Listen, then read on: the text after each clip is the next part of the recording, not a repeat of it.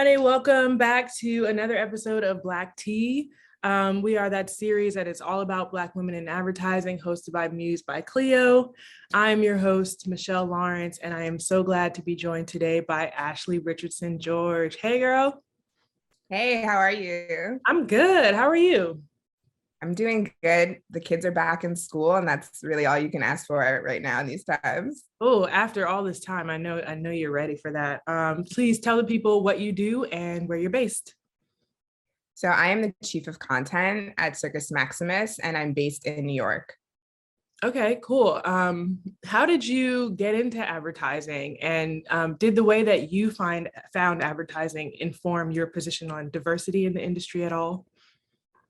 I would say it really found me. I did not intend on being in advertising. I thought I would be like this famous filmmaker. I wanted to like travel around the world studying cultures and make documentaries about them.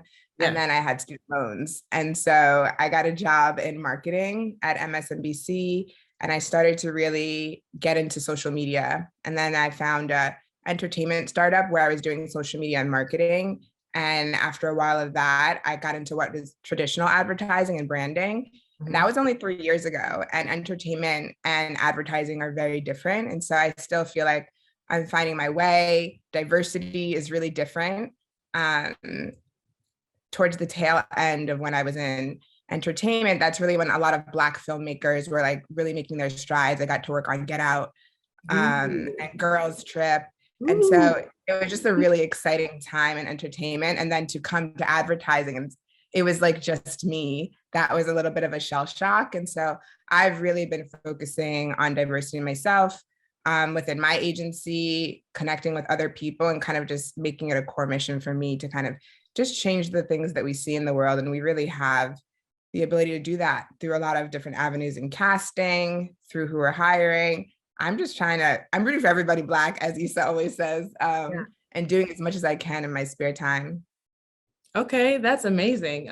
So wow, from entertainment over into advertising. I feel like advertising would be a little bit of a letdown.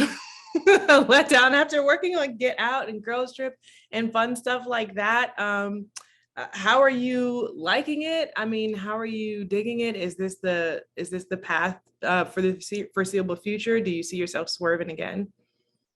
I really got into traditional advertising as more of a means to learn business.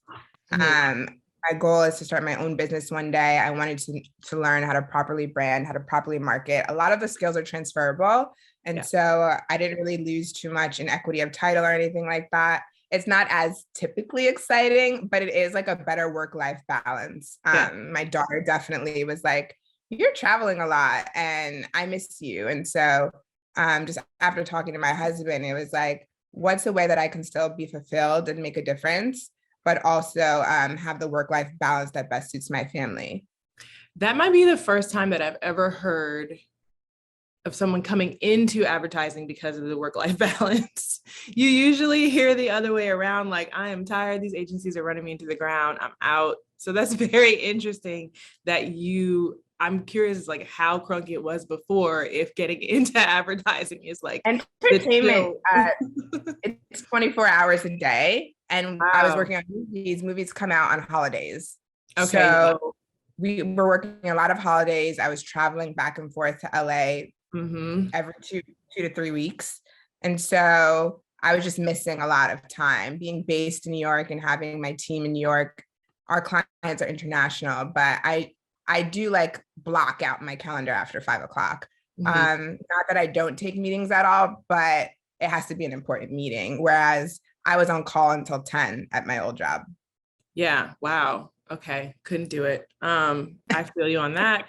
I want to know, I feel like for a lot of people, they kind of see work-life balance and industry impact as sort of mutually exclusive. Like, you can either have a balanced life or you can make all of these waves in the advertising industry. What's your view on that? Like, obviously you don't subscribe to that notion, but I want to know, the ways in which you feel like you can still have that big impact while protecting, what matters most to you, which is your time with people you love. I have a really great community and resources. My father and my husband are really supportive of my career, and they do help a lot with my daughter. And so having that strong foundation really gives me the comfort to really focus on my career. I have a very tight calendar of when she goes to private school. There's like a lot of stay-at-home moms, and they have a strong presence at the school. So my calendar is really important. The time that I block out is really important. And the people at my job are really respectful of that. When we were in person, I brought my daughter. She got to see what I do. I like to introduce her to everybody, let her know what everybody does. So it's just really fostering the right communities. When I came to Circus Maximus, I was like, if you hire me, you get my daughter. I'm not a part-time mom. I have 2 full-time jobs. And so if she doesn't have school, I will be here. She will be here. And if you're not okay with that, then don't hire me. And so I'm just really transparent, but I have the privilege to do that at my level. But I also try to give those privileges to other people. So just making sure I'm vocal about my boundaries with everybody has been the way that I've been able to balance that. Yeah, that's beautiful. And I'm curious to hear about how, you know, how you give that privilege to folks that are not at the level that you are at, because I know that is something that is, you know, it doesn't roll off the tongue quite so easily for folks that are, you know, just getting started or, you know, not in a position to sort of call shots. And, you know, I think our tendency is to kind of hold back a little bit about like what we demand, if you will, or what we expect. You know, what advice would you give to someone who maybe is not where you are in the industry, but is still a working mother, and or even isn't a working mother, but just wants some fucking work-life balance? You know what I mean? And how would you arm them for that conversation? What would you tell them? I always tell everyone to just never be afraid to throw something out there and really focus on how people respond. And that's not just what they're saying, that's their body language, that's their hesitance with you. And then ask a lot of cultural questions at the places that you want to be. Figure out who those decision makers are and have conversations. Me being transparent about myself affords things for other people. I also just like to check in a lot with people. If I notice that someone didn't speak or they like hesitated or they unmuted and muted again, I check in after and say like, hey, what was that about? Mm-hmm. Or I will stop someone else and say, hey, someone looked a little uncomfortable. Let's pause for a second and let's address that discomfort. And so I just really try to put myself on the line, and it gives people kind of a better way to have their own voice. If I notice that someone's shrinking themselves, I'll say, hey, you were about to make a statement and you turned your statement into a question. Let's not do that. Like, your statement is valid. I don't care what your title is. Your statement is valid. And so I just try to be really in the moment, because I wish somebody would have been there to do that for me. Mm-hmm. And so I try to just push myself to be that for people. And then I also check in if people are okay with that. Not everybody wants to be pushed. And so I ask people, like, what's your comfort level? Do you want me to do this? And how do you respond if I were to do this in a group, or would you prefer if I do it private? Sometimes I just do it, but then I always like to check in, because just because I'm bold and transparent doesn't mean everybody else wants to be. Mm-hmm. And so you just have to be careful that you're not asserting your wants on other people, even if you're rooting for them. Your statement is valid is the episode title. You nailed it. And I think that is just next level listening at its finest. You know, you talked about just like really paying attention to people's cues and stuff, which is so important as a boss. And, you know, I think it'd be really great to, you sound like a really great person to work for. So, you know, young Black women, if you're out there, Ashley Richardson-George. Black women at Circus Maximus. We actually struggle to recruit Black women. I mean, we hot right now in the streets. Like, you know, don't get the ones I want though. I also want some. No, we out here. Let's get everybody jobs. I love it. Okay, so I want to hear, you know, I always want to give women opportunities to just brag on their impact a little bit. In the industry, I feel like we often, you know, do not get the platform. And so I would love to know, I know you've had a recent win working on Gillette. Tell us a little bit about that.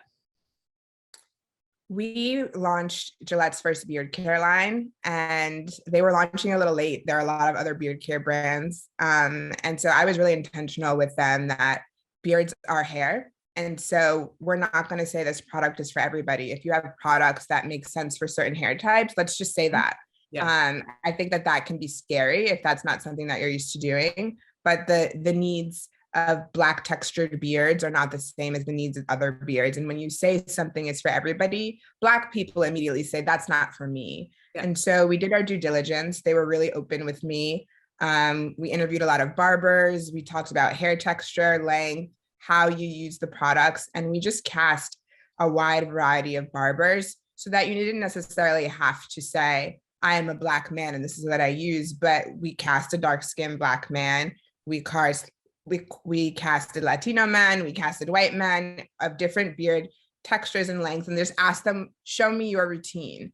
It doesn't sound that innovative, but it does make a big difference when people see themselves and they can hear about themselves. We were really intentional in my casting. I cast Black people in everything that I do, unless it just really doesn't make sense. And then I'm really intentional about, we're not going to just cast racially ambiguous people. And so if you want a Black person, we're going to cast a Black person. That's okay to say who you want. We cast a lot of Black people. We cast a lot of Asian people, Southern Asian people. You don't get to see them as often. And so we've just been intentional in making this a really diverse world for everybody. And it's been really beneficial to their sales. I'm sure they're happy. They're like, yeah, let's get this diversity casting going. But like, we can sell products and people look to us. I believe that we are the culture. We've been the culture since we were brought here, unfortunately.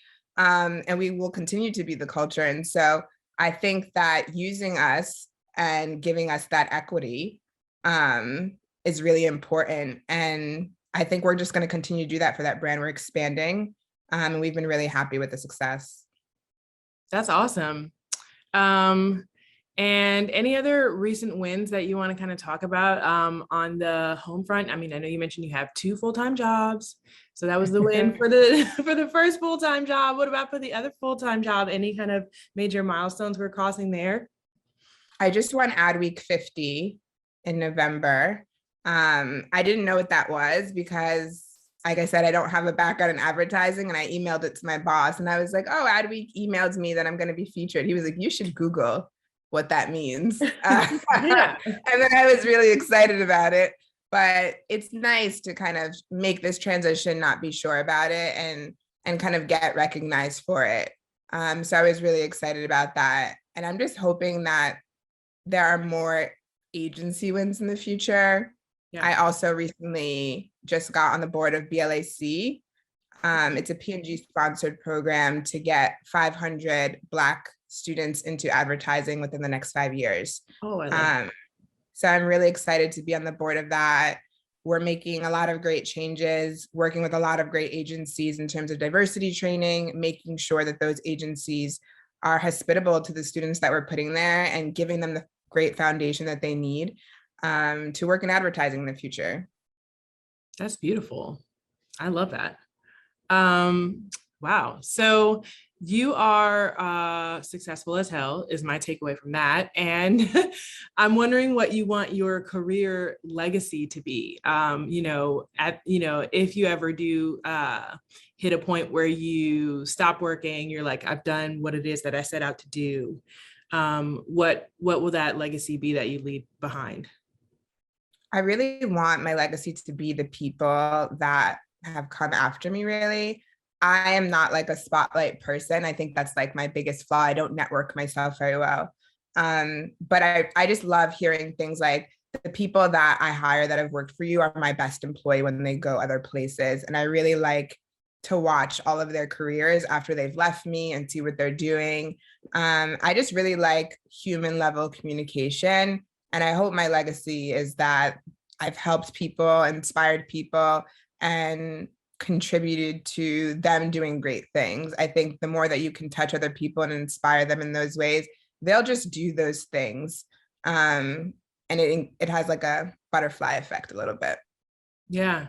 I believe it was Jay-Z who said, you're broke if everybody around you is broke except for you. So that is, I love that. Okay, my last question. Are there any Black owned or just like Black AF products that you are loving right now, giving you life? Everything. I had a friend who owned the Now List. So anytime I needed to like look up something, I would always just trust her opinion. But I'm really stalking grass fields at the moment. Oh, I love them. I shop a lot. Yeah. I have a friend of mine, she owns Ziva Lagos in Nigeria, and I don't have anywhere to wear the items that she's selling, but when I go back there, I'll be there.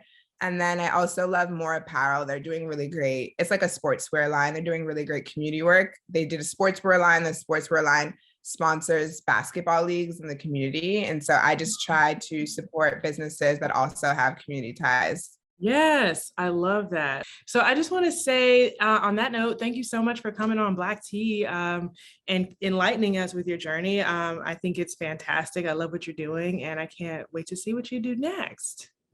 Thank you for having me. Yeah, of course. And everybody out there, thank you for watching this episode of Black Tea. Please follow us on Instagram at sipblacktea and make sure you go to musebycleo.com/blacktea for all the rest of the episodes. Bye. Bye.